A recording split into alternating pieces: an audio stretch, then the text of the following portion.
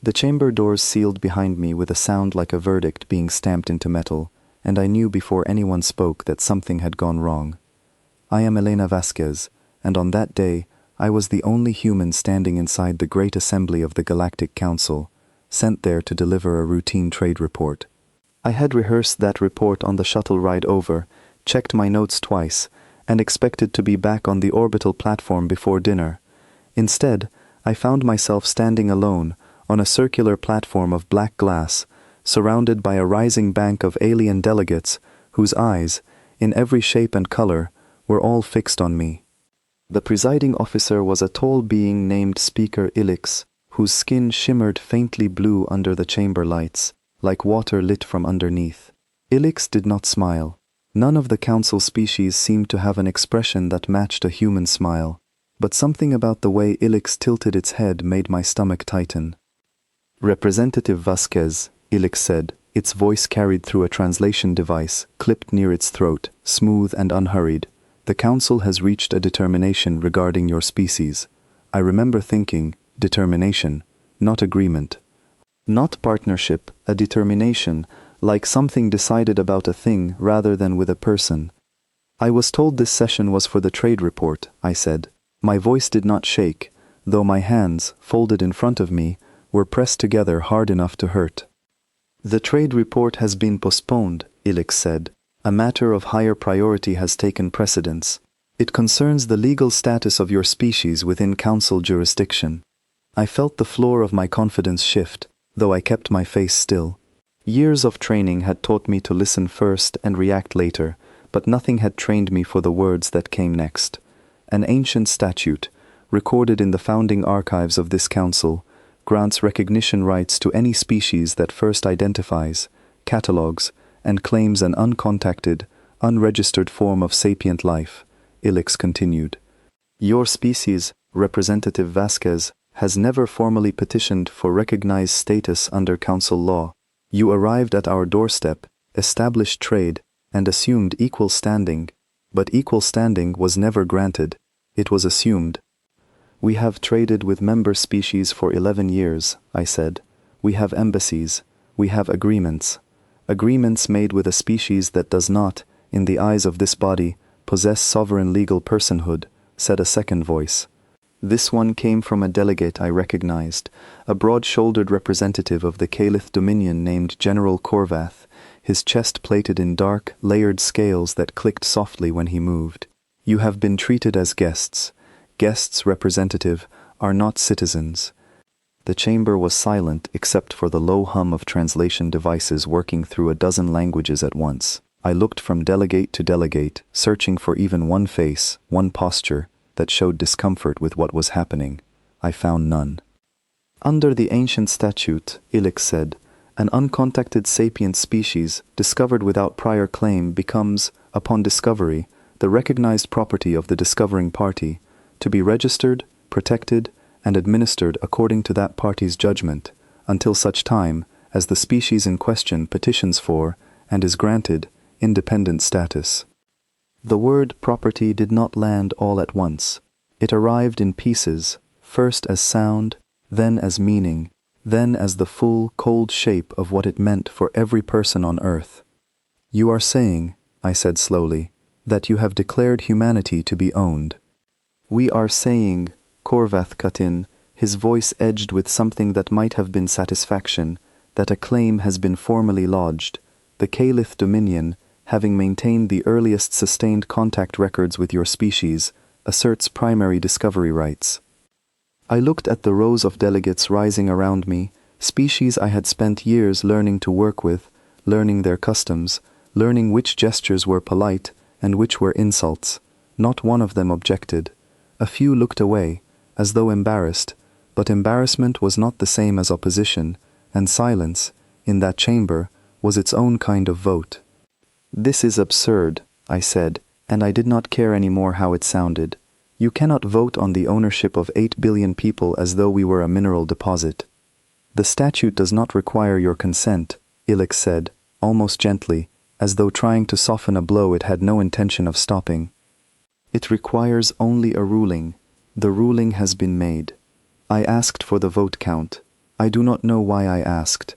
Perhaps some old instinct told me that numbers might reveal a crack somewhere, a delegation that had hesitated, a species that had abstained. Ilix read the tally without pause. It was overwhelming. Only 2 small delegations, minor trade partners with little at stake, had voted against the measure. Everyone else, whether from ambition, fear of the Dominion, or simple indifference, had let it pass. This declaration will be transmitted through council channels within the hour, Ilix said. The Calith Dominion will dispatch a formal collection fleet to establish administrative presence over Earth and its colonies. You, Representative Vasquez, are instructed to return to your government and inform them of the Council's ruling, so that the transition may proceed with minimal disruption. Minimal disruption, as if humanity were a shipment being rerouted, not a civilization being told it no longer owned itself. I did not shout. I did not argue further, because I understood, standing there, that further argument would only be theater for an audience that had already decided the ending. Instead, I asked one question, quiet and precise. What happens if we refuse to accept administration? Korvath's scales clicked as he leaned forward. Then the Dominion will exercise reasonable methods to secure its claim. Property does not have the standing to refuse its owner. I left the chamber with that sentence following me down every corridor, through every checkpoint, onto the shuttle that carried me back toward the transit station, where a council courier ship waited to take me home. I did not sleep on that journey. I sat by the small viewport and watched the stars smear into lines as we entered transit, and I thought about my mother's kitchen, and the sound of the subway near my apartment, and the fact that somewhere behind me, an entire alien government was already drafting the paperwork to catalog my planet.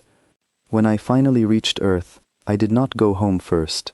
I went straight to the coordination office in Geneva, where a small, tired group of officials gathered around a table that suddenly felt too small for the weight of what I had to say. I remember the silence after I finished speaking. Nobody reached for coffee. Nobody checked a screen. For almost a full minute, no one said anything at all.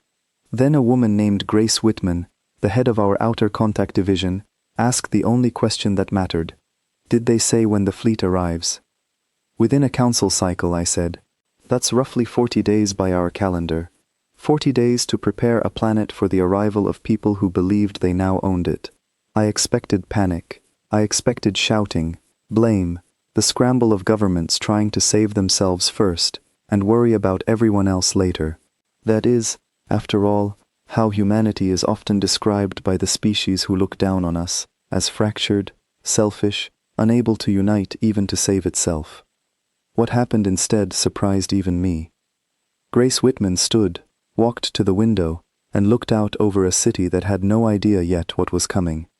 They think we're an asset to be catalogued, she said quietly. They've spent 11 years trading with us, negotiating with us, watching our diplomats argue policy in their own chambers, and they still think we're the same species that first stumbled onto their listening frequencies with nothing but hope and bad manners.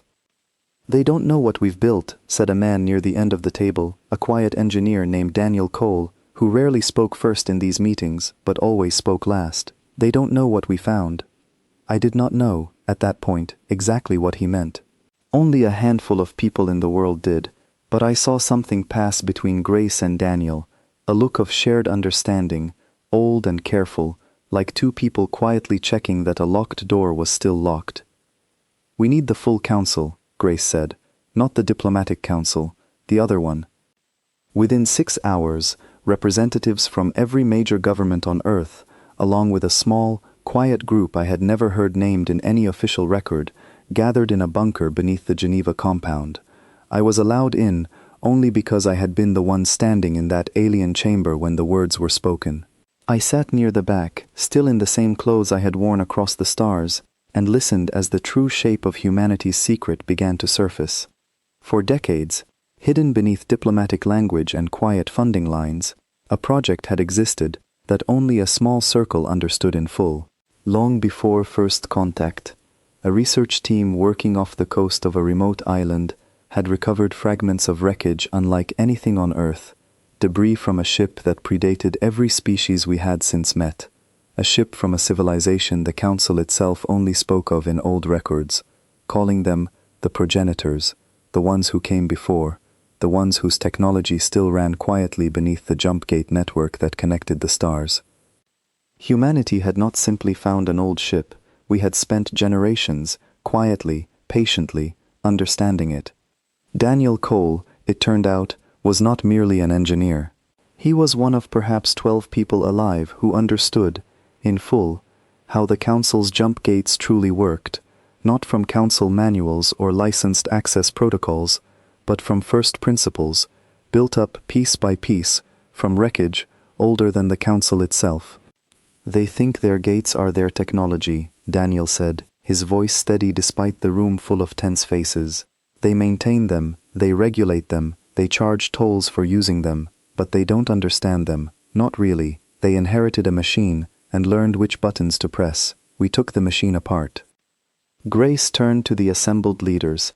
Every jump gate in Council space connects through a central relay architecture, a structure the progenitors built into the original network, something the Council has never been able to fully access or override, because the deepest layers are locked behind an activation key they never recovered. I felt the room hold its breath before she said the rest. "We recovered it, years ago, and we hid it here, on Earth." The silence that followed was different from the silence in the Council chamber. That silence had been cold, dismissive, a room full of beings who had already decided our fate. This silence was something else entirely, a held breath before a decision that could not be undone. "You're saying," said a representative I did not recognize, an older man with tired eyes, "that Earth has a way to affect the entire jump gate network." "I'm saying Earth has always had it," Daniel said. "We just never had a reason to use it." I thought of Korvath's voice in the chamber, calm and certain, telling me that property did not have standing to refuse its owner. I thought of Speaker Ilix, explaining, almost kindly, that our consent had never been required. For the first time since leaving that chamber, I felt something other than dread settle into my chest. It was not hope, not yet. It was something quieter and colder, the particular calm that comes when you realize the people threatening you do not actually understand what they are dealing with. "They're sending a fleet to collect an asset," Grace said, looking around the room at every tired, frightened, determined face. "They don't know the asset has a hand on the switch that keeps their entire civilization connected." Nobody in that bunker cheered. Nobody celebrated. We were still 40 days from a fleet that could, if it chose violence rather than administration, cause tremendous harm before anything we did could matter. But something in the room shifted. The particular shift that happens when a group of frightened people stop asking whether they can survive and start asking how. That did not return to my apartment that night. I stayed in that bunker, drinking cold coffee, listening to engineers and diplomats and quiet men like Daniel Cole plan a response to a declaration that had called us livestock. Above us, unaware, the Caliph Dominion was already loading its collection fleet, confident that a young, scattered species would either submit or be made to submit, the way every uncontacted world before us had, according to their ancient records, eventually done. They had no idea that this time, the property they intended to collect had, generations ago, quietly learned how to lock the door behind them. As dawn broke over Geneva, I stood at the small window of the bunker's upper level and watched the sky lighten, ordinary and blue, utterly unaware of the fleet already crossing the dark between the stars, and of the 40 days that would decide whether humanity would be remembered as a species that was owned, or a species that, when finally cornered, chose instead to make the whole galaxy remember exactly who we were. 40 days is not very long to prepare a planet, but it is more than enough time for people who have already spent generations preparing in silence. What came next was not panic. It was patience finally allowed to become action, and I would spend the rest of my life grateful that I was there to see it begin.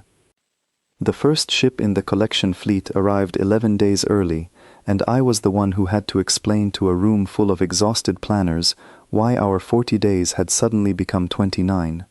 I had returned to the bunker every morning for almost 2 weeks, watching a species prepare in near total secrecy. and I had grown used to the rhythm of quiet urgency that filled those underground rooms. That rhythm broke the moment an alert came through from our deep space monitoring array, a small research platform disguised as a communications relay near the edge of our system. "They moved faster than the Council timeline indicated," said Olivia Grant, the young systems analyst who had taken over deep space tracking after the original team was pulled into other projects. Her voice was steady, but her hands moved quickly across the display, pulling up trajectory data. "One scout vessel, not the main fleet. It looks like they're confirming our position before the rest arrive." Grace Whitman leaned over the display, her jaw tight. "Position confirmed weeks ago. This isn't reconnaissance. This is intimidation." She was right. Within the hour, the scout ship broadcast a message on an open frequency, translated automatically by systems the Council had, ironically, given us years earlier as a gesture of goodwill during early trade negotiations. The voice that came through was General Korvath's, the same officer who had stood in the Council chamber and told me that property did not have standing to refuse its owner. "People of Earth," the message began, deep and resonant, clearly meant to be heard by every government and every citizen who could intercept it. "The Galactic Council has recognized your species as a discovered asset under Council law. The Calith Dominion has been granted administrative rights over your world. This scout vessel is here to confirm the safety and stability of your system before the arrival of the main collection fleet. Cooperation will ensure a smooth transition. Resistance will be considered a violation of Council order and will be addressed accordingly." I watched the faces around that room as the message played, and I saw something harden in each of them, the particular anger that comes not from fear, but from being spoken to, as though you are already conquered.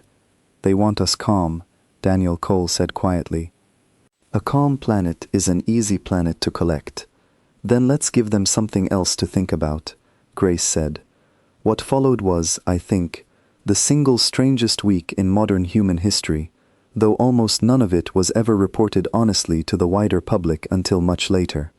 Governments that had spent decades disagreeing on nearly everything, trade policy, borders, resource allocation, found themselves suddenly aligned around a single, unifying fact. An outside power had declared ownership over every person on the planet, and none of the old disagreements mattered anymore. I remember sitting in a secure communications room while leaders from a dozen major nations spoke to each other directly, without the usual layers of aides and translators and careful diplomatic phrasing. There was no time for that anymore. A woman named Claire Dunmore, representing one of the largest population centers on the planet, said something in that meeting that I have never forgotten. "We have spent our entire history fighting each other over borders that don't exist from space," she said. "Now something from space has told us none of those borders matter to them either, because none of us matter to them at all. Maybe that's the thing that finally makes us behave like one species instead of 200 competing ones." Nobody argued with her.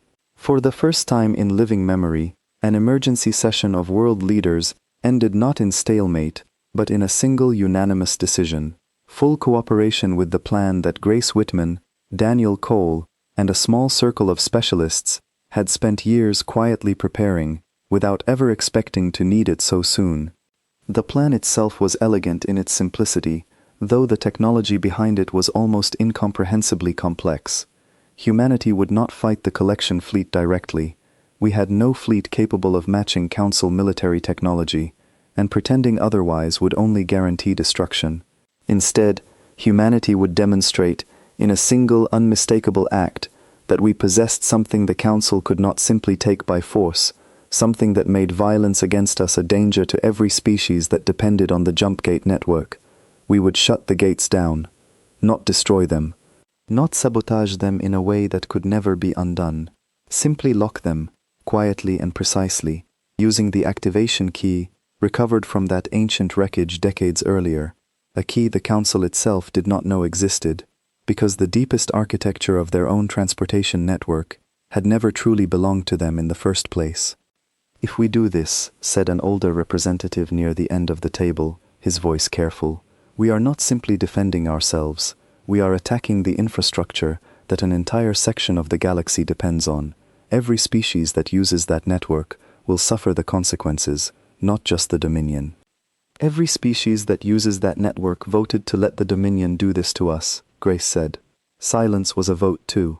I understood her anger, though I also understood the fear behind the older man's question. Somewhere out there, families that had nothing to do with the Council's declaration, cargo ships full of nothing more dangerous than food and medicine, ordinary lives built on the assumption that the roads between the stars would always be open, would suddenly find those roads gone. That was not something any of us took lightly. But the alternative, submission to being catalogued as property, offered no path forward at all. It only offered generations of quiet erasure. We chose the gates. Daniel Cole led the technical team that would carry out the shutdown, working from a facility beneath the same island where his predecessors had first recovered the wreckage that started everything. I was allowed to observe some of the preparation, though I understood perhaps one word in 5 of the technical language the engineers used with each other. What I understood clearly, though, was the tension in that room as the day approached, the sense of a species holding its breath before doing something it could never take back. Meanwhile, above us, the scout ship continued its slow orbit, transmitting occasional messages meant to project calm authority, occasional demands for administrative cooperation, occasional reminders that resistance would be addressed accordingly. Each message was met, publicly, with careful silence from our governments, silence that the Dominion likely read as fear or confusion. In truth, it was the silence of a species finishing its preparations before it spoke. The main collection fleet arrived 9 days after the scout ship, far larger than anything Earth had ever seen approach our system. I watched the tracking data with Olivia Grant as the ships resolved from distant points of light into full, terrifying shapes on our monitors, more than 30 vessels, arranged in a formation clearly meant to project overwhelming force rather than genuine military necessity. "They're not expecting a fight," Olivia said quietly. "Look at the formation. It's built to be seen, not to be efficient. This is theater. Theater works on people who believe they have no other option," I said. General Korvath's voice returned within hours of the fleet's arrival, broadcast once again across every frequency we could intercept. "People of Earth, the collection fleet has arrived. Administrative teams will begin establishing coordination centers within your major population areas within the next planetary cycle. Your governments are instructed to designate representatives for orderly transition. Any attempt to interfere with Council personnel will be considered a direct violation of the ownership ruling and will be met with proportional response." I sat in the bunker, listening to that message, and felt something strange settle over me. Not fear exactly, though fear was certainly present, but a kind of grim clarity. They still believed we were negotiating from weakness. They still believed the only choice in front of us was submission or destruction. They had no idea that somewhere beneath an island in our own ocean, a small group of engineers were making final adjustments to a system that could, with a single coordinated activation, sever the very roads their fleet had used to arrive. Grace Whitman called an emergency session with world leaders that evening, and this time I was permitted to speak, since I understood better than most exactly how the Council thought, having stood inside their chamber and heard their certainty firsthand. "They believe property does not resist," I told the assembled leaders. "That belief is the only weapon we truly need. When we act, it must be undeniable, it must be immediate, it must make it impossible for them to convince themselves this was a mistake they can simply repeat with more force." "And if they respond with force anyway?" Claire Dunmore asked. "If shutting down the gates only makes them angry enough to attack us directly?" It was Daniel Cole who answered, joining the call from the island facility, his face tired but resolute on the small screen. "Every ship in that fleet came through the network we're about to lock. If they attack us, they will be stranded here, unable to call reinforcements, unable to retreat, unable to resupply from anywhere beyond this system. Whatever they choose to do to us, they will be doing it as the only Council forces left in this entire region of space, cut off from everyone who sent them." Nobody in that room needed further explanation of what that meant. A fleet without support was still a threat, but it was no longer an unstoppable one. And more importantly, it would no longer be able to hide what had happened from the rest of the galaxy. Every species that depended on that gate would eventually ask why their oldest, most reliable transportation route had gone dark, and the answer would trace directly back to the fleet sitting in our system and the declaration that sent it here. We set the activation for the following morning, timed to coincide with a scheduled administrative broadcast the Dominion had announced, the moment they intended to formally begin their occupation of our world. Grace insisted on the timing deliberately. "Let them announce their victory first," she said. "Let the whole galaxy hear them claim us. Then let the whole galaxy watch what happens next."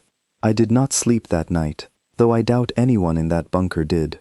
I sat by a window in the upper level once again, the same place I had stood weeks earlier watching dawn break over a planet that did not yet know it was about to become property. This time, watching the same sky lighten slowly toward morning, I felt something different entirely, not the dread of that first night, but a fierce, quiet readiness, the feeling of a species that had spent generations preparing for a threat it hoped would never come, only to find that threat finally standing at its door and discovering, almost with surprise, that it was ready after all. Somewhere above us, the collection fleet held position, confident in its formation, confident in its declaration, utterly unaware that the roads it had traveled to reach us were about to close behind it forever. Morning came, and with it, the broadcast we had all been waiting for. The Dominion's administrative broadcast began exactly on schedule, and I watched it from the bunker with my hands clenched so tightly around a cup of cold coffee that I did not notice, until later, that I had cracked the ceramic. General Korvath appeared on every screen and frequency we could intercept, standing in what looked like a command deck aboard his flagship, flanked by two officers whose expressions I could not read, but whose posture radiated satisfaction. Behind him, through a viewport, I could see the pale curve of Earth, close enough that the sight of it made something twist painfully in my chest. "People of Earth," Korvath began, his translated voice carrying the same calm certainty it always had. "As of this broadcast, the Calith Dominion formally assumes administrative authority over your world and its colonies, in accordance with the ruling of the Galactic Council.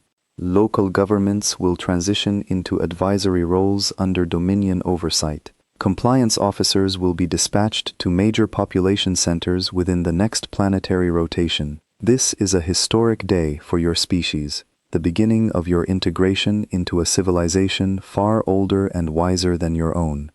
I looked around the bunker at the faces watching that broadcast. Grace Whitman, standing perfectly still, Daniel Cole's jaw tight with concentration rather than fear, Olivia Grant's fingers hovering over her console, waiting. "Daniel," Grace said quietly, not taking her eyes off the screen. "Status." "Activation sequence primed," Daniel said, "awaiting your signal." On the screen, Korvath continued, clearly enjoying the moment, unaware that he was narrating the final minutes of his fleet's uncontested authority. "Your species has shown remarkable resilience in developing independently, without council guidance. This resilience will now be properly directed. In time, you will come to understand that this is not a punishment, but an opportunity. The opportunity every uncontacted species receives when finally brought into the fold of galactic civilization." Grace looked at me, and I understood the question in her eyes without her needing to ask it aloud. I had stood in that chamber. I had heard the certainty in Korvath's voice before, in a different room, delivering a different kind of verdict. "Now," I said. Grace nodded to Daniel, and Daniel, in turn, spoke two quiet words into his comm line to the engineering team beneath the island. "Execute sequence." I wish I could describe some dramatic visual, some flash of light or shaking ground, the kind of moment films always promise when something world-changing happens. In truth, nothing visible occurred at all, not at first. Daniel's team simply activated a system built from decades of quiet, careful work, a signal that reached out through channels the Council did not know existed, into the deepest architecture of a network built long before the Council itself came into being. For several long seconds, nothing happened on any of our screens. Korvath continued speaking, unaware, still describing the benefits of Dominion oversight, to a planet that was, in that exact moment, quietly closing the only door his fleet had used to arrive. Then, abruptly, his image flickered. It was a small thing at first, a brief distortion in the signal, the kind of interruption that could easily be mistaken for ordinary transmission interference. But then Korvath stopped speaking mid-sentence, his head turning sharply to something off-screen, his composed expression cracking into something I had never seen on an alien face before, an emotion that translated, unmistakably, across every species I had ever met: alarm. "Report," he said sharply, his voice no longer performing for an audience. "What is happening to the gate telemetry?" We could not hear the reply from wherever he was speaking, but we did not need to. Across our monitoring systems, Olivia Grant's screens lit up with confirmation data, relayed from our own quiet observation posts, positioned near key points in the network. "Gate lock confirmed," she said, her voice trembling slightly with something between fear and disbelief. "All primary relay points within range of our activation signal are reporting full shutdown. The network around this entire region has gone dark." On the screen, Korvath's flagship crew had abandoned any pretense of composure. Officers moved rapidly behind him, alarms audible even through the imperfect translation of our intercepted feed. Korvath turned back to the camera, and for a brief, unscripted moment, before someone cut the broadcast entirely, I saw something in his expression that I recognized immediately, because I had felt it myself weeks earlier, standing in the council chamber, hearing the word property applied to my entire species. He looked afraid. The broadcast cut to static, and the bunker erupted into a strange, restrained kind of chaos, not celebration exactly, because none of us yet knew what would happen next, but something close to it, the release of tension that had been building for weeks, finally finding an outlet. "Confirm the scope," Grace said quickly, cutting through the noise. "How far does this reach?" Olivia's fingers flew across her console. The activation signal propagated through every relay connected to the primary architecture. "Based on our models, this isn't isolated to our system. This is the entire regional network, every gate that routes through the central relay structure the progenitors built. Dozens of systems, at minimum." The full weight of what we had done began to settle over the room. This was not a localized act of defense. This was a wound inflicted on the connective tissue of an entire section of civilization, a section that included species who had never voted on the Council's declaration, who had simply gone about their lives, unaware that their transportation network depended on infrastructure a fleet sent to collect a supposedly primitive species had just triggered the shutdown of. "They'll call this an act of aggression," said the older representative from earlier, his voice heavy with the implications. "Every species affected by this shutdown will demand answers, and the Dominion will be more than happy to tell them exactly who to blame." "Let them," Grace said. "Because the moment they explain why the gates went dark, they will also have to explain what they did to cause it. They will have to admit, publicly, in front of every species whose trade and travel just stopped, that they tried to claim an entire inhabited world as property, and that the world in question found a way to fight back that none of them saw coming." I thought of Speaker Ilix in that chamber, calm and certain, informing me that our consent had never been required. I wondered what expression moved across that shimmering blue skin now, somewhere in the Council's great assembly, as reports began arriving of an entire region's jump gate network falling silent, and of the small, supposedly primitive species at the center of it all.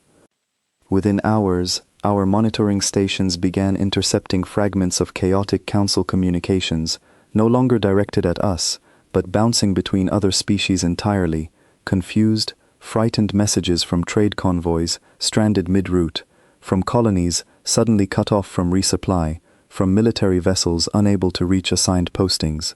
The silence that had once been the Council's tool against us had become, in an instant, something inflicted upon the Council itself, and upon everyone connected to it. Korvath's fleet, still positioned above our world, found itself in a position none of his officers had trained for. His ships had entered our system through a gate that no longer functioned, and his most direct route home, the fast, efficient path that had brought 30 ships and thousands of personnel to collect what they believed was rightfully theirs, simply no longer existed. I watched, over the following days, as our monitoring stations tracked increasingly frantic movement among the fleet, ships repositioning, attempting long-range communication with Dominion Command through slower, conventional channels that would take weeks rather than moments to deliver a message. For the first time since that fleet arrived, I saw something in their formation that Olivia had not seen before: uncertainty. "They don't know what to do," she said, watching the tactical display shift and reshift as ships adjusted position without any clear coordinated purpose. Their entire strategy depended on an unbreakable connection back to Dominion space. Reinforcement, resupply, orders, all of it flowed through that gate. Now they're improvising, and improvising is not something a fleet built around Council infrastructure was ever designed to do well. Grace allowed herself, for the first time in weeks, something close to a smile. "Then let's make sure they understand exactly why." That evening, for the first time since the declaration had been made, Earth transmitted a message of our own, broadcast openly across every frequency the fleet above us could intercept, and, we hoped, far beyond it, carried outward through whatever channels still remained open across the wounded network. I was asked to deliver it. Grace felt, and I agreed, that it should come from the one human voice that had stood inside the council chamber and heard the declaration firsthand. I do not remember every word I said that night, though the recording still exists, and I have watched it more times than I care to admit in the years since. I remember standing in a small recording room in that Geneva bunker, looking into a single camera, imagining not the fleet above us, but every species across that wounded network, wondering why their world had suddenly gone quiet. "My name is Elena Vasquez," I said. "I stood in the Galactic Council chamber when this body declared humanity to be property, without our knowledge, without our consent, and without so much as a single vote from a species that had ever met us in person. You are experiencing disruption to your travel and trade tonight, not because Earth chose violence, but because Earth chose to demonstrate, clearly and undeniably, that a species cannot be owned simply because it was convenient to declare so. We did not attack your ships. We did not harm your colonies. We closed a door that was never truly the Council's to control in the first place, and we will reopen it the moment our sovereignty, our right to exist as equals rather than property, is formally and permanently recognized." I paused, looking directly into that small, unblinking camera lens, imagining Korvath somewhere above me, imagining Ilix somewhere in that distant chamber, imagining every delegate who had voted yes without a second thought. "You called us primitive," I said. "You called us an asset to be catalogued. We are not primitive, and we are not property. We are simply patient, and our patience has run out." The broadcast ended, and the bunker fell silent, waiting to see what the galaxy would say back. 3 weeks after my broadcast, I finally learned how humanity had built the thing that stopped an entire section of the galaxy in its tracks, and the story was so much older and so much stranger than I had imagined. I was summoned to the island facility itself, the place Daniel Cole had worked from during the shutdown, a research station built into a cliffside, overlooking water so blue it looked unreal, disguised for decades as an oceanographic survey outpost. Grace insisted I see it firsthand, since I was now, whether I wanted the role or not, the public voice of humanity's resistance, and she believed I deserved to understand exactly what I was speaking for. Daniel met me at the entrance, looking more rested than he had during the shutdown, though the lines of long-term stress still sat heavy around his eyes. He led me down through several levels of security, past researchers who barely looked up from their work, until we reached a chamber at the very base of the facility, where a single object sat suspended in a containment field, lit from below by a soft, pale light. It did not look impressive. It was smaller than I expected, a dark, irregular shard, perhaps the length of my forearm, its surface marked with patterns that seemed to shift subtly, depending on the angle I viewed them from, patterns that were not quite geometric and not quite organic, something in between. "This is the piece that started everything," Daniel said quietly. "Recovered nearly 60 years ago, long before first contact, long before anyone on Earth knew for certain that other civilizations existed at all." He told me the story slowly, and I listened, understanding for the first time the true scale of the secret Earth had carried for generations. Decades earlier, a marine research vessel investigating unusual deep-sea readings near a remote island chain, had recovered wreckage unlike anything known to human science, materials that defied identification, components that seemed to respond to energy fields in ways that contradicted known physics. The discovery was kept quiet, not out of any grand conspiracy at first, but out of simple scientific caution, a small team wanting to understand what they had found before announcing anything to a world that was, at the time, still deeply divided by old conflicts and old suspicions. That caution became something more deliberate as the research progressed. The team quickly realized that what they had recovered was not simply advanced technology from some undiscovered corner of human history, but something that predated humanity's presence on Earth entirely, fragments of a starship, ancient beyond calculation, belonging to a civilization that had, according to every measurement available, ceased to exist long before human beings first stood upright. They called themselves, in what fragments of language we could reconstruct, something that translates roughly to those who came before, Daniel said. The council calls them the progenitors, a name they use with a strange kind of reverence, since so much of their own infrastructure, including the Jumpgate network itself, was inherited rather than invented. I asked the question I suspected every person who ever learned this story eventually asked: why did we keep it secret? Why not tell the world what we'd found? At first, simple caution, Daniel said. The technology was clearly beyond anything humanity could safely reverse engineer without decades of careful study, and the researchers feared what might happen if governments raced each other to weaponize something none of them understood. Later, after first contact, when we learned that this same architecture underpinned an entire galactic transportation network controlled by species who very quickly made clear that Earth was, at best, a junior partner in their eyes, the secret became something else entirely. It became insurance. I looked at the shard suspended in its containment field, thinking of the word insurance, and everything that word had come to mean over the following years. The Council's jump gates, Daniel continued, are built on a layered system. The outer layers, the parts every member species can access, are relatively simple to operate and maintain, and the Council has spent centuries refining that access, building trade and travel around it. But the deepest layer, the core relay architecture that actually connects distant points in space rather than simply routing signals through them, remains something the Council itself has never fully understood. They maintain it, they do not comprehend it. We do, Daniel confirmed, or at least, we understand it well enough to control access to its deepest functions, because the fragment in front of you contains, encoded into its structure, an activation key that the entire network's core architecture was built to respond to. A master key, in essence, left behind by whoever built the network in the first place, long before the Council existed to inherit it. I asked why the progenitors would leave such a vulnerability embedded in their own creation, and Daniel's answer stayed with me long after I left that chamber. We don't know for certain, he said. But the leading theory among our research team is that it was never meant to be a vulnerability at all. It was meant to be a safeguard, a way for the original builders to protect their network from being seized entirely by whatever civilizations eventually inherited it.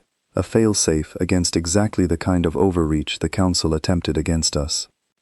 I thought of that, standing in that quiet chamber, deep beneath an island most of the world would never know the true purpose of. A safeguard built by a civilization long extinct, waiting patiently across centuries, until a species arrived that understood both how to find it and, more importantly, when it was truly needed. Over the following weeks, as the shutdown continued and the wider galaxy scrambled to understand what had happened, I learned the rest of the story in pieces, from Grace, from Daniel, from a small circle of researchers who had spent their careers guarding a secret they hoped would never need to be used. Humanity's early contact with the Council had been cautious from the start, more cautious than most outside observers ever realized. While our diplomats smiled and negotiated trade agreements, our scientists quietly continued studying the recovered wreckage, using early trade relationships to acquire, piece by piece, technology and materials that helped them finally understand what they had found decades earlier. It was slow, Careful, patient work, conducted almost entirely outside public knowledge, justified internally as prudent caution in dealing with civilizations whose true intentions toward Earth remained, at every stage, deeply uncertain. We suspected, long before the Council ever said it aloud, that a species like us, uncontacted and unaffiliated, might eventually be treated as something less than equal, Grace told me one evening, as we sat together, reviewing the latest reports of the shutdown's spreading effects. History taught us that lesson many times over, long before we ever left our own solar system. We simply hoped we were wrong. We weren't, I said. No, she agreed. But because we prepared as though we might not be, we were ready when it mattered most.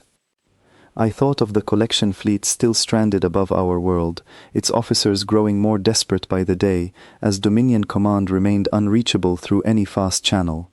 I thought of Corveth's voice, once so certain, now reduced to fragmented, frustrated messages intercepted by our monitoring stations, demanding updates his own superiors could no longer provide quickly enough to matter.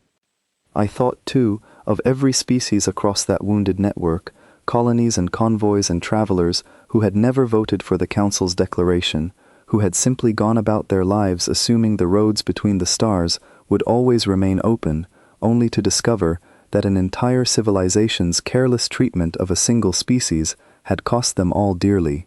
They're going to blame us, I said quietly. Every species affected by this shutdown. They're going to say humanity attacked the network out of aggression, not defense. Daniel considered that for a long moment before answering. Then we make sure the truth travels faster than their blame. We make sure every species affected understands exactly why this happened, and exactly who could end it. That became, over the following weeks, the true battlefield of humanity's resistance, not the empty threat of military conflict, which neither side truly wanted, but the slower, more decisive battle for understanding, carried across a wounded network by every scrap of information that could still reach beyond our system. I did not know yet how the wider galaxy would respond, whether they would see humanity as an aggressor or as a species finally standing against an old injustice. But standing in that quiet chamber beneath the island, looking at the small, ancient fragment that had changed everything, I understood, perhaps for the first time completely, exactly how much history had led to this single moment, and exactly how much now depended on what humanity chose to do with the leverage it had waited so long, so quietly, to finally use.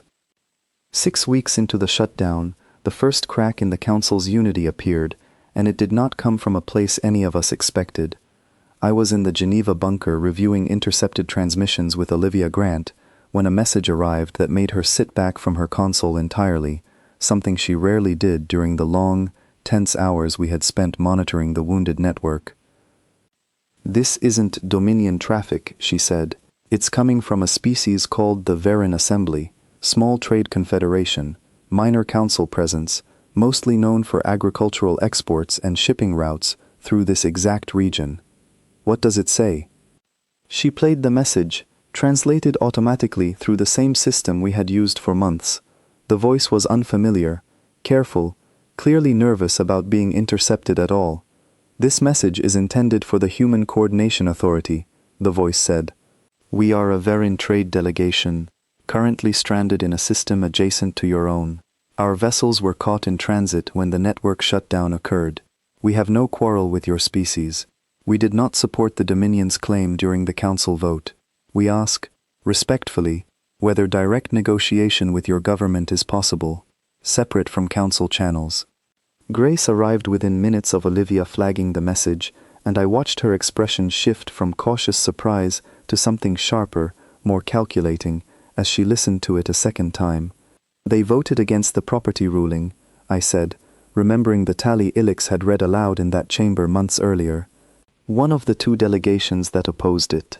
And now they're the ones paying the price for a decision they didn't make," Grace said. "Stranded, cut off from their own trade routes, while the Dominion that caused this mess sits comfortably in a fleet above our world, still refusing to acknowledge what they did."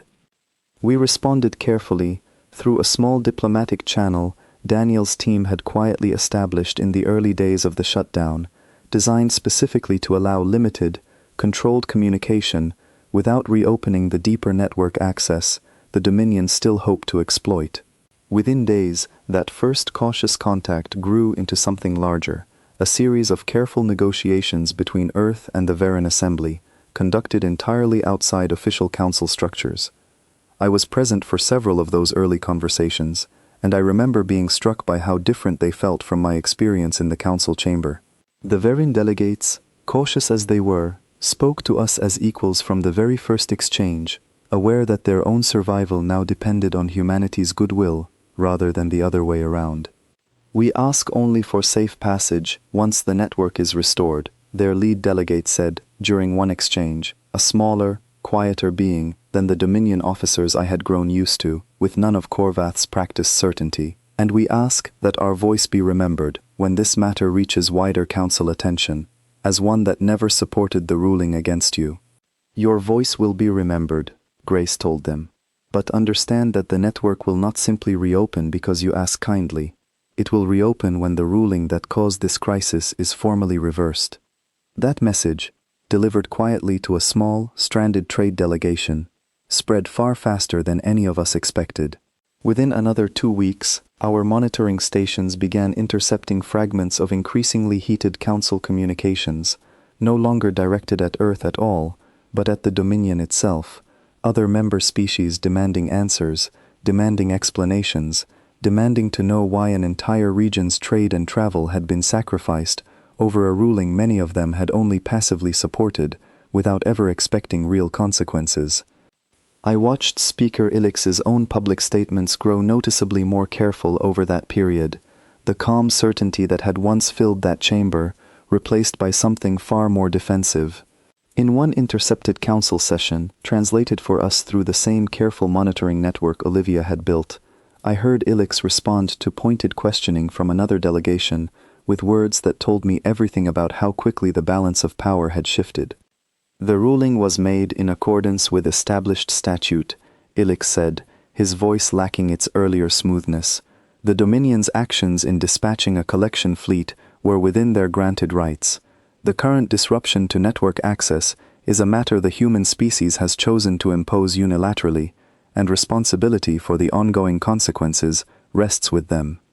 I remember feeling a flash of anger hearing that, the same old language, still trying to frame humanity as the aggressor rather than the species that had simply refused, finally, to be catalogued as property. But listening more closely, I also heard something else in Ilix's tone, a defensiveness that had not existed months earlier, when the Council's certainty had felt absolute and unquestioned. "They're losing the room," Grace said, listening alongside me. "Every species affected by this shutdown is starting to ask the same question. If humanity is simply defending itself, why did the Council declare us property in the first place, without so much as a formal vote from any species that had actually met us?" That question, once raised by a handful of frightened trade delegations, spread faster than the Dominion could contain. Within another month, we began receiving quiet, careful contact from other species entirely, some offering cautious diplomatic recognition, some simply asking, as the Veran had, for assurance that their own uninvolved trade and travel would be restored once the underlying dispute was resolved. I found myself, during this period, in a role I never expected to hold, something between diplomat and symbol. The human voice species across the wounded network had come to associate with humanity's resistance. I spoke, over the following weeks, with delegations from at least 6 different species, each conversation a careful balance of firmness and patience, each one another small crack widening in the Council's once unshakable authority. Perhaps the most significant of those conversations came nearly 2 months into the shutdown, when a delegation arrived, requesting contact that none of us had expected, representatives not from some minor trade confederation, but from a species called the Halvex Concord, one of the Council's oldest and most influential founding members, though not directly aligned with the Dominion's ambitions. Their lead representative, a calm, deliberate being named Ambassador Threll, opened the conversation with words that told me, immediately, how much had changed since that first ruling in the council chamber. "Representative Vasquez," Threll said, and I noted, with some quiet satisfaction, that this was the first time any delegate outside our own carefully cultivated allies had addressed me by my proper title, rather than simply as a representative of an owned asset. The Halvex Concord did not support the property ruling when it was first proposed. We abstained, believing the matter would resolve itself without our involvement. That was, we now recognize, a significant misjudgment. It cost a great many species dearly, I said, careful to keep my voice level, rather than accusing, though the words still carried weight. It did, Threll agreed. And it is costing the Council's authority even more dearly. With each week this dispute continues. We are prepared to formally support a reversal of the ruling, provided such a reversal is presented through appropriate channels, and provided the network can be safely and gradually restored once agreement is reached. I brought that message back to Grace and the wider coordination team immediately, and I watched, for the first time since the crisis began, genuine cautious optimism spread through that underground room. This is what we were waiting for, Grace said. Not a threat large enough to force a reversal, a crack large enough that the Council's own members start doing the work for us. Over the following weeks, that crack widened further. Delegation after delegation, some publicly, most through careful private channels, began distancing themselves from the Dominion's original claim, unwilling to bear the ongoing cost of a ruling that had, in practice, achieved nothing beyond stranding fleets, halting trade, and turning what should have been a quiet, one-sided declaration into a crisis threatening the stability of the entire Council itself. I do not think General Korvath ever fully understood, even as his own fleet remained stranded above our world, exactly how thoroughly the ground had shifted beneath the claim he had once delivered with such certainty. His communications with us, on the rare occasions we allowed them through our monitoring channels, grew increasingly strained, no longer the confident voice of an officer collecting an owned asset, but something closer to a commander, realizing, slowly and painfully, that the fleet under his command had become a liability rather than a triumph. Your government's continued interference with Council infrastructure endangers countless lives across this region, he transmitted, during one of the last direct communications he attempted before Dominion Command finally issued more formal instructions. This crisis will end the moment you restore full network access and accept administrative oversight as originally ordered. Grace allowed me to draft the response myself, and I chose my words carefully, remembering every ounce of certainty in his voice from that very first broadcast, and every ounce of fear I had heard creeping into it since. This crisis will end, I transmitted back, the moment the ruling that caused it is formally reversed, and humanity is recognized as a sovereign species rather than a claimed asset. Every day that recognition is delayed is a day your fleet remains stranded, and a day more of your own Council's members quietly conclude that the claim you were sent to enforce was never worth the cost it has already caused. I do not know whether that message reached Korvath directly, or whether it was simply absorbed into the growing mountain of pressure, building against the Dominion from every side. But within another 2 weeks, the first formal request arrived, not from the Dominion, not from General Korvath, but from the Council itself, requesting a full negotiating session, to be held not in the chamber where I had once stood alone and powerless, but in a neutral setting, with full recognition of humanity's standing as a party to the negotiation, rather than simply its subject. I remember reading that request several times before I fully believed it was real, remembering the cold certainty of Speaker Ilix's voice months earlier, informing me that our consent had never been required. Now, it seemed, consent was precisely what the Council had come, finally and reluctantly, to need. I returned to the Council chamber 4 months after the day it declared humanity property, and this time the doors did not seal behind me like a verdict being stamped into place. This time they opened like a question waiting to be answered. The chamber looked the same as I remembered it, the same circular platform of black glass, the same rising banks of seats, filled with delegates from more species than I could easily count. But the atmosphere had changed entirely. Where once I had stood alone, surrounded by silent, indifferent faces, I now walked in flanked by a small delegation of my own, Grace Whitman beside me, along with 2 other representatives, chosen to reflect the full weight of Earth's unified response. Speaker Ilix presided once again, though the smooth, unhurried certainty I remembered from our first meeting had been replaced by something far more careful. I noticed, immediately, that Ilix addressed me this time not as Representative Vasquez, but with a slightly different phrasing entirely. Ambassador Vasquez, Ilix said, and I understood, from that single word, exactly how far the ground had shifted beneath us both. The Council recognizes this session as a formal negotiation regarding the status of the human species and the ongoing disruption to regional network access. I did not smile, though I wanted to. Instead, I simply nodded, the same careful, measured response I had trained myself to give since the very beginning of this crisis. Earth is prepared to discuss restoration of network access, I said, under conditions that reflect our species' sovereign standing, rather than our previous status as an undiscovered asset.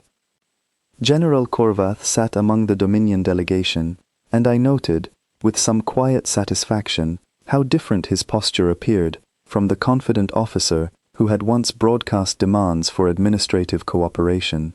He said little during the opening exchanges, allowing Ilix and several other delegates to carry most of the discussion, though his eyes remained fixed on me throughout, sharp and watchful. The negotiation itself unfolded over the following days, far more complex than any single conversation could capture, though I remember certain moments with particular clarity. I remember the representative from the Varen Assembly, the same cautious delegation that had first reached out to us weeks into the shutdown, speaking directly in support of humanity's position, describing in careful, measured terms the hardship their stranded trade convoys had endured, and placing the responsibility for that hardship squarely on the original ruling, rather than on Earth's response to it.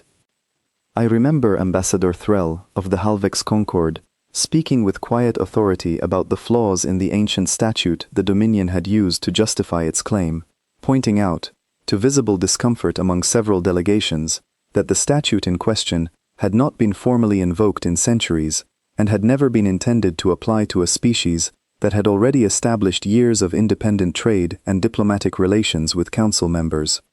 This body granted humanity every appearance of equal standing for over a decade, Threll said, addressing the full chamber rather than simply the Dominion delegation.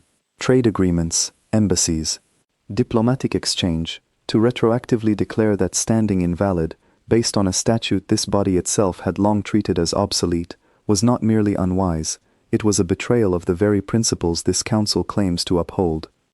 I watched Korvath's expression during that statement, and though his species' features were difficult for me to read with certainty, I recognized something in the set of his shoulders that looked, unmistakably, like a man realizing his position had become far weaker than he had ever imagined it could. The most difficult moments of the negotiation, unsurprisingly, concerned the network itself. Several delegations, including some who had ultimately come to support humanity's broader claim to sovereignty, remained deeply uneasy about the fact that an entire region's transportation infrastructure now depended, in some fundamental way, on technology and access that Earth alone controlled. "You ask us to trust that this will not happen again," said one delegate, a representative of a species I did not recognize, their voice edged with genuine concern rather than hostility. "That Earth will not use this same capability to enforce its will on this council in the future, should some future disagreement arise." I considered that question carefully before answering, understanding that the answer I gave would shape how humanity was perceived by this council for generations to come. "We did not use this capability to enforce our will," I said.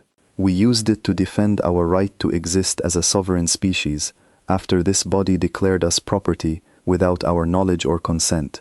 Earth has held this capability for decades, quietly, without ever using it, until the day this council gave us no other choice. We are not asking you to trust that we will never act again. We are asking you to recognize that we will act, decisively, whenever any species attempts to treat us as anything less than an equal partner in this civilization. That is not a threat. It is simply the truth of what happened here, and what will happen again, should this council ever forget the lesson it is learning today." The chamber was silent after I finished speaking, and I remembered, with a strange, quiet clarity, the silence that had once followed the council's original ruling, cold and indifferent. This silence felt entirely different, heavy with the particular weight of a room full of powerful beings reconsidering, carefully and reluctantly, exactly how much they had underestimated the species they had so casually claimed to own. The formal vote came on the 5th day of negotiation. I stood on that same black glass platform, Grace beside me, and listened as Speaker Ilix read the proposed resolution aloud to the full assembly, a resolution that formally reversed the original property ruling, recognized humanity as a sovereign species with full standing under Council law, and granted Earth a permanent seat within the Council's governing structure, a status many species had spent generations petitioning for without success. The vote was not unanimous. The Dominion, along with a small handful of allied delegations, voted against the resolution, unwilling even now to fully relinquish the claim that had cost them so dearly. But the overwhelming majority voted in favor, a stark reversal from the vote that had condemned us months earlier, when only 2 small delegations had dared to stand against the tide. Ilix read the final tally, and for a long moment the chamber simply absorbed the result in silence. Then, almost hesitantly, Ambassador Threll rose from the Halvex Concord seats and spoke words that, I later learned, had never before been formally recorded within that chamber's long history. The Council extends formal apology to the human species, Threll said, for the harm caused by the original ruling, and for the failure of this body to recognize, sooner, the standing your species had already earned through years of good faith engagement. I did not respond immediately. I thought of the cold certainty in Korvath's voice months earlier, telling me that property did not have standing to refuse its owner. I thought of every quiet, careful year humanity had spent preparing for a threat we hoped would never come, and the generations of researchers who had guarded a secret they never wanted to use, in the hope that simply having it would be enough to keep us safe. It had not been enough. It had taken the actual crisis, the actual demonstration, to finally force this council to see us as something more than an asset waiting to be catalogued. But standing there, hearing those words spoken aloud in that chamber, I understood that something fundamental had shifted, not just in how the council saw humanity, but in how humanity understood itself. Apology accepted, I said, on behalf of a species that never wanted to prove this point through crisis, and would have preferred, from the very beginning, simply to be treated as equals. The resolution passed. The network, still locked across that wounded region, would begin a careful, phased restoration, coordinated jointly between Earth's engineering teams and Council representatives, a process that would take weeks to complete safely, but which represented, finally, an ending to the crisis that had begun the moment I stood alone in that same chamber and heard the word property applied to everyone I had ever known. I left the Council assembly that day not as a representative of an owned asset, but as an ambassador of a sovereign world, and though the journey home felt, in some ways, exactly like the journey I had taken months earlier, the same stars smearing into lines through the same small viewport, I understood, deeply, that I was returning to a very different Earth than the one I had left behind. The gates reopened slowly, over the course of 6 careful weeks, and I watched the process from a quiet observation deck alongside Daniel Cole, who had spent nearly his entire adult life guarding a secret that had finally, fully, done its work. The restoration was deliberately gradual, coordinated jointly between human engineering teams and Council technical representatives, a process designed not simply to reverse the shutdown, but to ensure that the deepest architecture of the network, the layer only Earth had ever truly understood, remained safeguarded against exactly the kind of overreach that had caused this crisis in the first place. Humanity did not simply hand back full control and hope for the best. We negotiated, carefully and firmly, a permanent role in the network's oversight, a seat at the table that had never existed before, not for us, and not, as it turned out, for any species in quite the same way.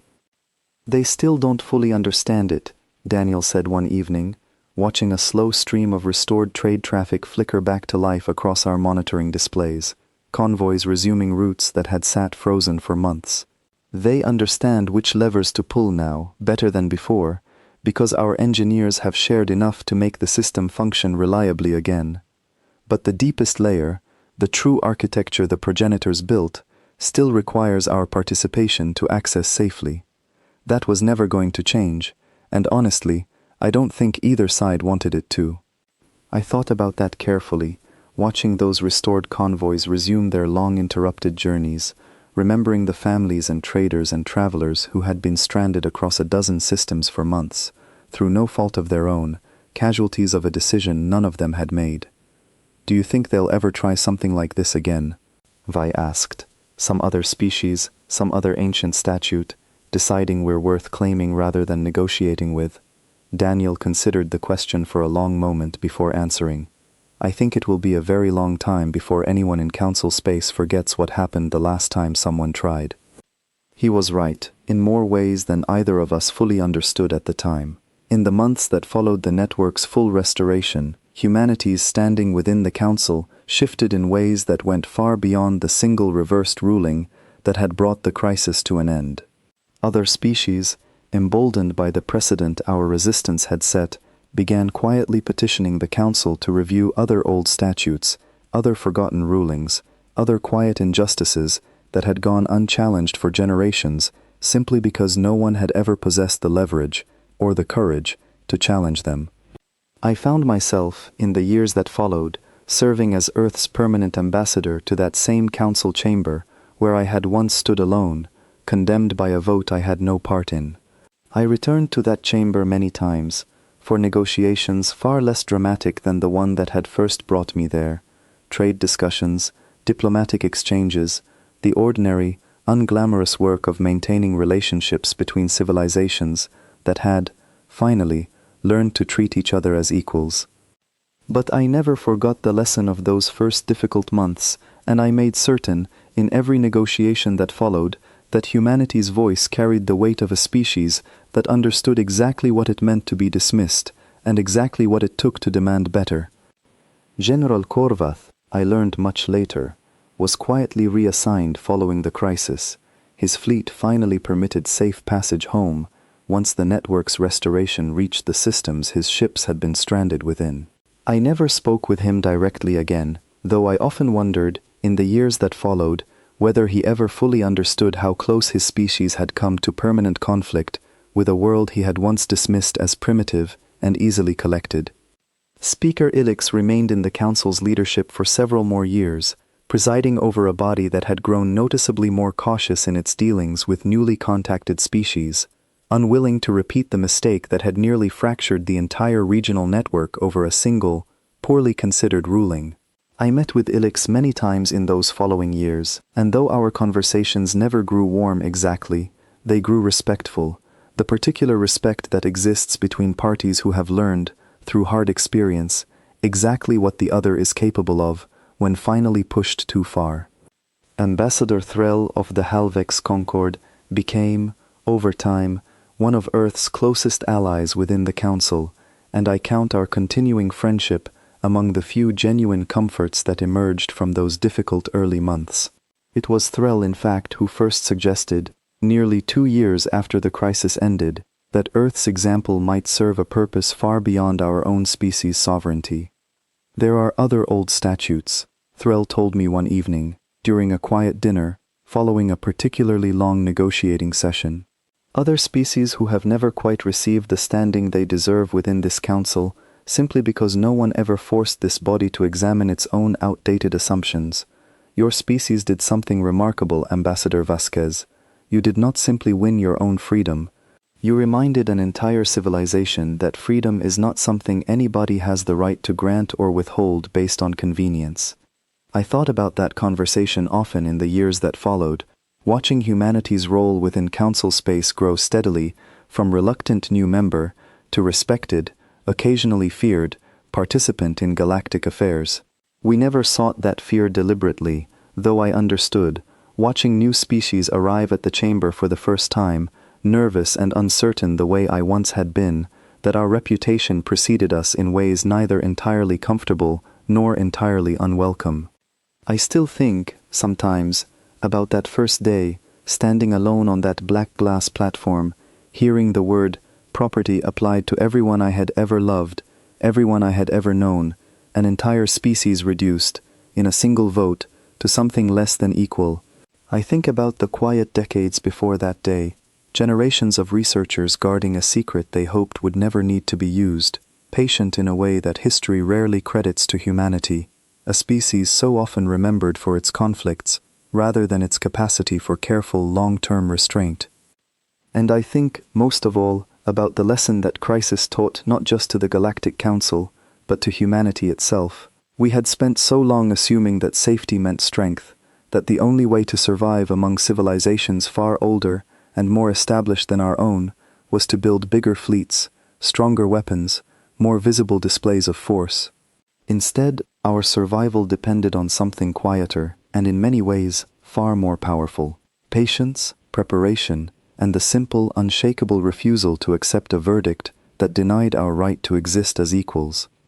The galaxy remembers Earth now, not as a primitive world once nearly claimed as property, but as the species that shut down the roads between the stars rather than accept a verdict it never agreed to. Other species speak of us carefully, respectfully, sometimes with a wariness I understand completely, because I remember exactly what it felt like to underestimate the quiet determination of a civilization that had waited generations to prove exactly what it was capable of. I do not know what future challenges await humanity as we continue building our place within this wider galactic community. I suspect there will be other disagreements, other tense negotiations, other moments when someone, somewhere, decides to test exactly how far our patience truly extends. But I no longer fear those moments the way I once did, standing alone in that chamber, hearing my species condemned by beings who had never bothered to understand us at all.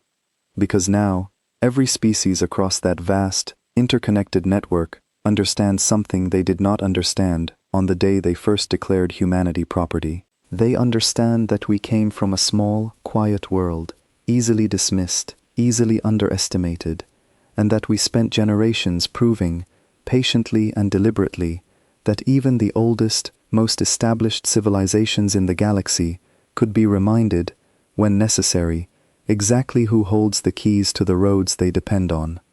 They wanted an asset. What they found, instead, was a nightmare of their own making, a species that listened and waited and prepared until the day finally came when patience alone was no longer enough, and something far more permanent had to be proven instead. I still serve as Earth's ambassador to that same chamber where this story began, and I still remember, every single time I walk through those doors, exactly how far we have come since the day they were sealed behind me, like a verdict I had no power to change. Now, when those doors open, they do not open on a species pleading to be recognized. They open on a species that was recognized the hard way, and that never, ever intends to be underestimated again.